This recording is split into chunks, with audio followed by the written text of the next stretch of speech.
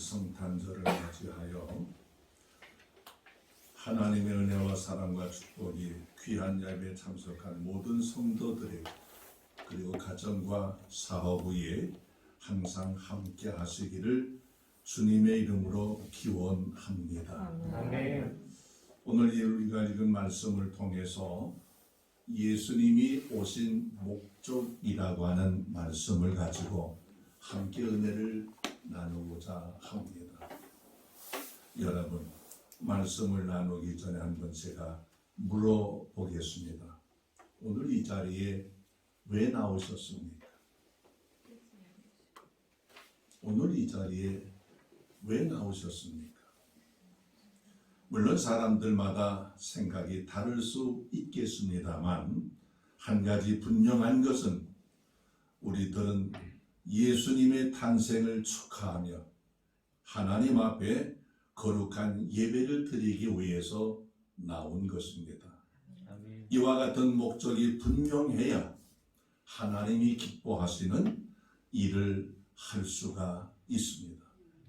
그렇다고 하면 예수님이 이 세상에 오신 목적이 무엇일까요? 뜻깊은 성탄절을 맞이하여 깊이 생각해 볼 수 있기를 바랍니다. 신구약 성경을 보면 예수님이 이 세상에 오신 목적이 여러 가지로 설명되어 있는 것을 볼 수가 있습니다만 오늘은 그 중에서도 세 가지만 말씀을 드리려고 합니다. 첫째로 예수님이 이 세상에 오신 목적은 우리들을 죄악 속에서 구원하시기 위해서 오셨다고 하는 사실입니다. 오늘 우리가 읽은 마태복음 1장 21절을 보면 아들을 낳으리니 이름을 예수라 하라. 이는 그가 자기 백성을 그들의 죄에서 구원할 자이심이라고 하는 말씀이 나옵니다. 왜 하나님은 하나밖에 없는 독생자 예수님을 이 세상에 보내셔야만 했는지, 왜 예수님은 높고 높은 하늘나라의 모든 영광을 버리시고 낮고 낮은 이 땅에 인간의 몸을 입으시되 어린 아이의 모습으로 태어나셔야만 했는지 우리들이 깊이 생각해 보아야 할 것입니다. 왜 그런가 하면 이와 같은 이유를 분명하게 아는 사람들은 하나님을 알지 못하는 세상 사람들처럼 성탄절은 먹고 마시고 즐기는 날이 아니라 하나님 앞에 나가서 거룩한 예배를 드리며 감사한 생활을 할 수 있도록 만들어주기 때문입니다. 로마서 5장 18절을 보면 한 사람이 순종하지 아니함으로 많은 사람이 죄인 된 것 같이 한 사람이 순종하심으로 많은 사람이 의인이 되리라고 하는 말씀이 나옵니다. 같은 로마서 6장 23절에 보면 죄의 삭은 사망이라고 하는 무서운 말씀이 나오는 것처럼 아담 이후에 태어난 모든 사람들은 죄로 말미암아 멸망과 저주 속에 살다가 영원히 지옥 속에 들어갈 수밖에 없었습니다. 하나님은 자기 스스로 해결할 수 없는 인간의 모든 죄 문제를 해결해 주시고 구원받을 수 있도록 만들어 주시기 위해서 예수님을 이 세상에 보내주신 것입니다. 창세기 3장을 보면 인간의 고통, 슬픔, 괴로움, 죽음, 실패를 포함한 모든 불행의 원인이 죄로부터 시작되어진다고 하는 것을 우리들에게 분명하게 가르쳐주고 있습니다. 그렇기 때문에 어떤 사람도 이와 같은 자신의 죄 문제를 해결하지 아니하면 하나님의 사랑과 축복을 받을 수 없고 하나님의 무서운 진노와 저주 속에 살다 결국은 지옥이라고 하는 형벌 속에 들어갈 수밖에 없습니다. 예수님은 사람의 힘으로 해결할 수 없는 인간의 모든 죄 문제를 해결해 주시고 하나님과 하나 되는 아름답고 거룩한 삶을 살도록 만들어 주시기 위해서 하늘나라의 모든 영광을 버리시고 인간의 몸을 입으시되 어린아이의 모습으로 이 세상에 오신 것입니다. 그래서 요한일서 3장 8절을 보면 죄를 짓는 자마다 마귀에게 속하나니 마귀는 처음부터 범죄함이라. 하나님의 아들이 나타나신 것은 마귀의 일을 멸하려 하심이라고 하는 말씀이 나옵니다. 그렇습니다. 예수님이 이 세상에 오셔서 하신 사역 중에 가장 큰 사역이 바로 마귀의 역사를 물리치시고 인간을 죄악 속에서 구원해 주신 일입니다. 그렇기 때문에 누가복음 2장 10절을 보면 천사가 이르되 무서워 말라. 내가 온 백성에게 미칠 기쁨의 좋은 소식을 전한다고 하는 말씀이 나옵니다.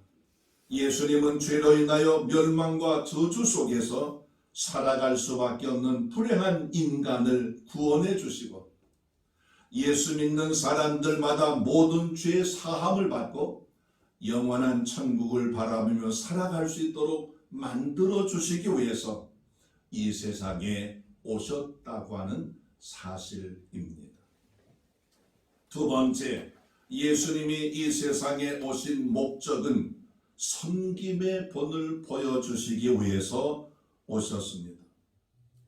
마태복음 20장 28절을 보면 인자가 온 것은 섬김을 받으려 함이 아니라 도리어 섬기려 하고 자기 목숨을 많은 사람의 대성물로 주려 함이라고 하는 말씀이 나옵니다.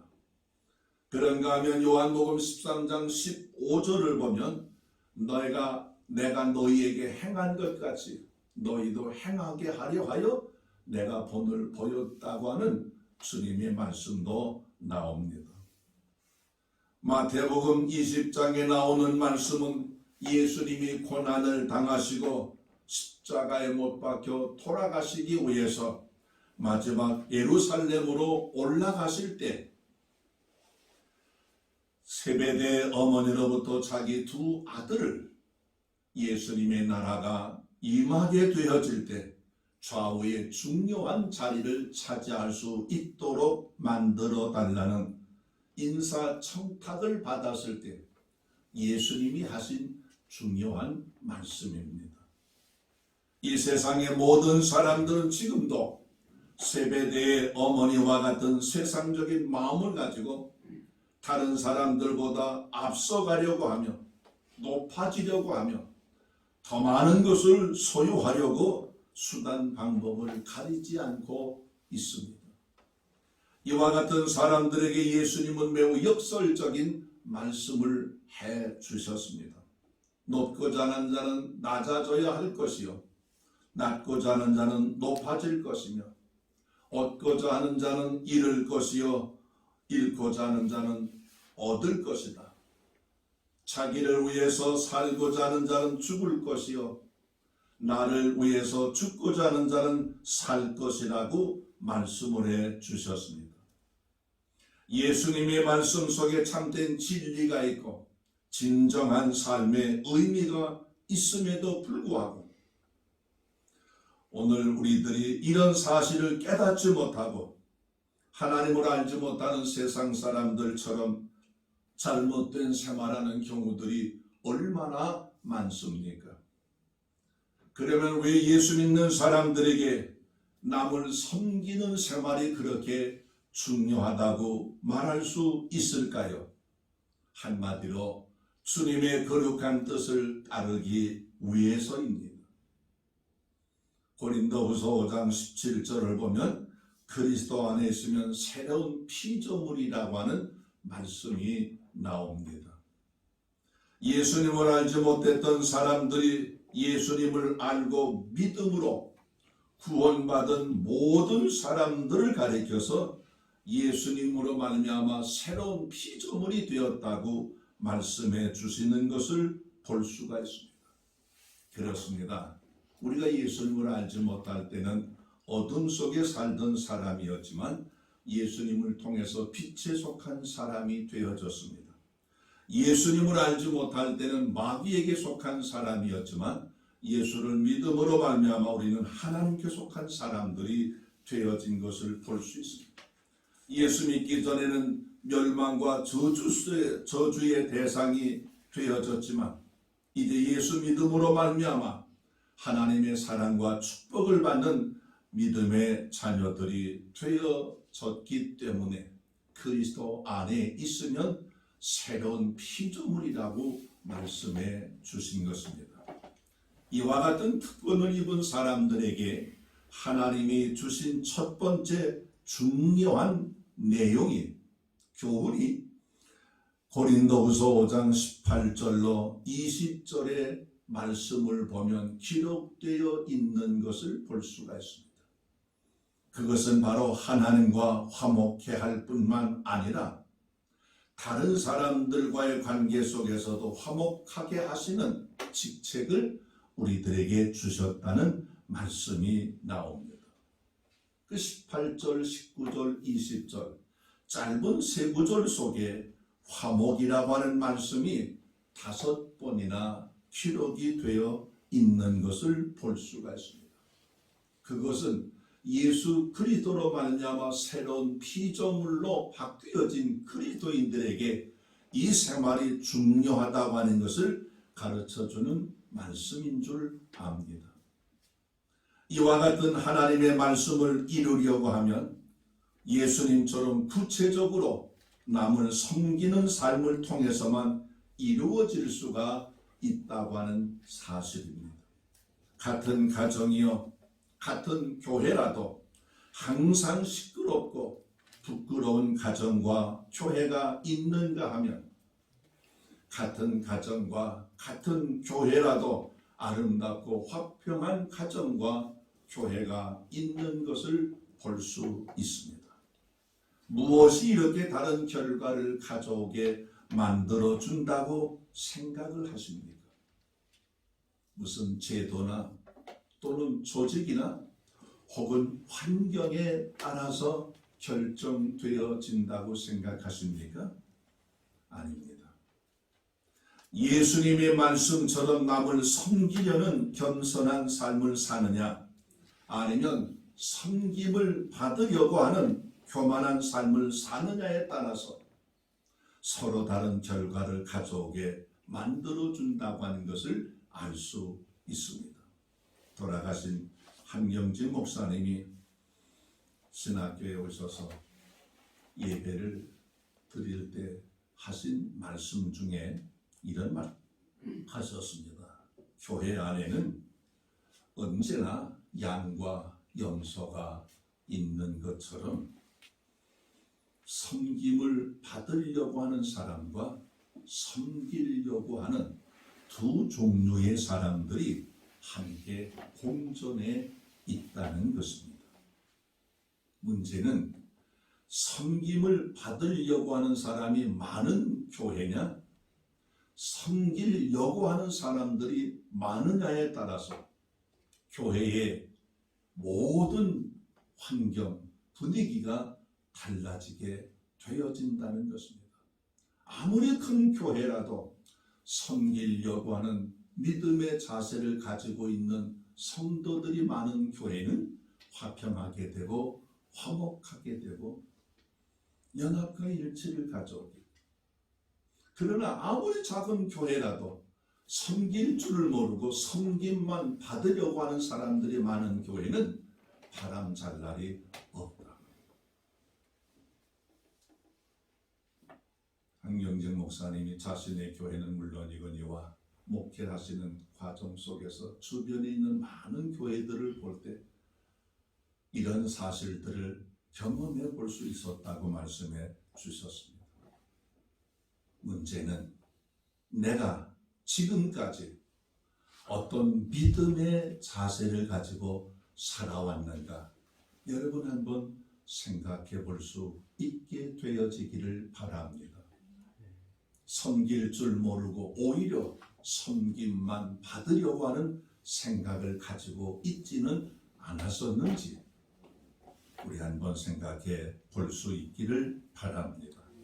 예수 믿는 사람들이 분열과 분쟁과 다툼을 가져오게 만드는 마귀의 역사를 따르지 아니하고 연합과 일치와 화평을 이루게 하시는 하나님의 거룩한 뜻을 따르려고 하면 반드시 예수님처럼 섬김의 생활이 필요하다고 하는 사실입니다. 오늘 우리들도 예수님처럼 가정과 교회와 사회 속에서 섬김을 받으려고 하는 어리석고 교만한 생각을 버리고 내가 할 수 있는 능력과 최선을 다하여 주님의 이름으로 남을 섬기는 일에 힘쓰는 저와 여러분들이 되어질 수 있기를 바랍니다. 세 번째, 예수님이 이 세상에 오신 목적은 하나님의 말씀을 이루시기 위해 이 세상에 오셨다고 하는 사실입니다. 오늘 우리가 읽은 마태복음 1장 22절을 보면 이 모든 일이 된 것은 주께서 선지자로 하신 말씀을 이루려 하심이라고 하는 말씀이 나옵니다. 예수님이 하늘나라의 모든 영광을 버리시고 반겨주는 이 없는 냉혹한 이 세상에 낮고 천한 어린아이의 모습으로 오신 것은 오직 하나님의 말씀을 이루게 하시기 위해서라고 하는 것을 가르쳐주고 있습니다. 예수님이 동정녀 마리아의 몸을 통해서 한 아기가 태어날 것이요, 이 아기가 죄로 인하여 죽어가는 수많은 사람들을 구원해 주실 것이라고 하는 말씀은 하나님이 예수님이 태어나시기 이전 700년 전에 이사야 선지자를 통해서 말씀을 해주신 내용입니다. 그럼에도 불구하고 예수님이 탄생하지 않으셨다고 하면 하나님의 약속은 거짓이 되고 믿을 수 없는 말씀이 되었을 것입니다. 그러나 하나님이 약속하신 말씀대로 예수님은 700년 이후에 세상에 태어나심으로 하나님의 약속은 반드시 이루어지도록 만들어 주신다는 사실을 우리들에게 가르쳐 주고 있습니다. 그렇기 때문에 우리들이 하나님의 말씀을 믿을 수 있는 것입니다. 그뿐만이 아닙니다. 예수님이 이 세상에 오셔서 십자가에 죽으실 때까지 오직 하나님의 말씀을 이루시기 위해 모든 유혹과 시험을 물리치시고 어떤 고난도 마다하지 아니하시고 오직 믿음의 한 길만을 걸어가셨다고 하는 것을 보여주고 있습니다. 그 대표적인 예가 마태복음 26장 52절로 54절에 나오는 말씀입니다. 예수님이 제자들이 겟세마네 동산에서 예수님을 말씀을 듣고 깨어 기도하지 못하고 졸고 있을 때 밤중에 웅성거리는 소리를 들은 베드로가 눈을 떠보니 많은 사람들이 모여 있었고 그 중에 한 사람이 예수님을 포박하기 위해 몸에 손을 대는 것을 보았습니다. 다급한 나머지 베드로는 일어나서 자기가 가지고 있었던 단검으로 말고의 귀를 쳐 떨어지게 만들면서 더 이상 예수님에 가까이 하지 말라고 위협을 하였습니다. 이때 예수님이 베드로에게 하신 중요한 말씀이 나옵니다. 베드로야, 너는 내가 지금이라도 아버지께 천군과 천사를 보내서 이들을 물리쳐 달라고 할 수 없어서 가만히 있는 줄 아느냐? 만약에 내가 그렇게 하면 이와 같은 일이 있을 것이라고 말씀해 주신 하나님의 뜻을 어떻게 이룰 수 있겠느냐고 말씀해 주시면서 요한복음 22장 51절을 보면 이것까지 참으라 말씀해 주신 것을 볼 수가 있습니다.